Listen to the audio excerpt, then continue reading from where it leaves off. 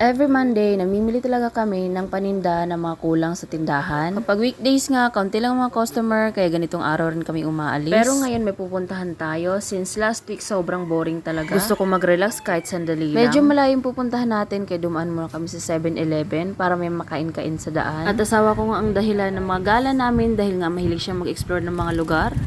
Ang init ng puwit ko. Ang init pa kasi ng panahon.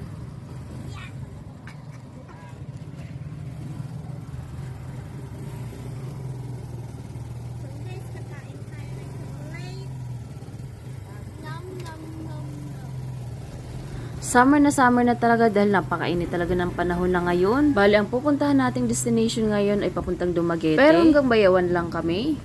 At pagkatapos ng isang oras na biyahe, narating namin to ditong lugar na to. Ang ganda dito, kaya nag-stop over muna kami. Marami din ang mga nag-stop over na nagjo-joyride para mag-picture-picture dito. Kaya nag-stop over na muna kami para magpahinga. At para makapagpahinga ang tricycle namin dahil nga ang layo na ng biyahe namin simula kanina. Mga isang oras na biyahe na nga mga mare bago namin to narating. Partida, wala pang traffic yun.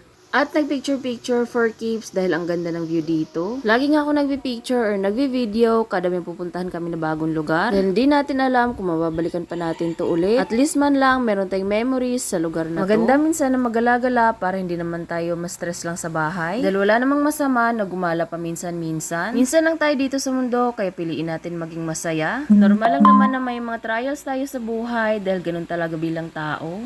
Pero kapag nakikita mo yung mga ganitong view, nakaka-refresh talaga. Dito tayo guys. Nag-stop over tayo dito. Ang ganda ng view dito.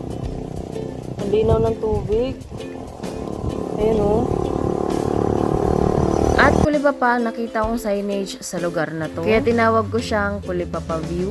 Taga Negros Occidental kami, pero ito malapit na sa Negros Oriental. Nare-refresh talaga ako kapag nakakita ng magagandang view. Dahil when we getting older, marami na tayong mga obligasyon sa buhay. Kaya hindi natin maiwasan na ma-stress. Kaya dapat minsan-minsan, libang rin natin yung mga sarili natin. Habang nag-video-video nga ako dito mga mare, nagtanong yung asawa ko kung malayo pa ba daw yung Bayawan. At ang sabi sa kanya, bago makarating ng Bayawan, kailangan dumaan pa kami sa isa pang municipality, which is parang isang city pa yung dadaanan namin. So sabi ko, parang sobrang layo na pag talagang pinuntahan natin yon. Kaya sabi ko, magtigil na tayo hanggang dito na lang tayo. Total naman nakakita na tayo ng magandang view. Malayo pa ngayon mga mima at hindi na namin pupuntahan dahil magmimili pa nga kami. At ikaw rin ba yung tindera na nasa galaan pero ang isip mo nasa tindahan? Yes, ganun ako mima. Ewan ko ba kung bakit simulan nung nagkatindahan ako, ganun talaga ako mag-isip. Lagi kong iniisip yung tindahan namin. Uwi na nga tayo pero nag-stop over na naman ulit kami dito.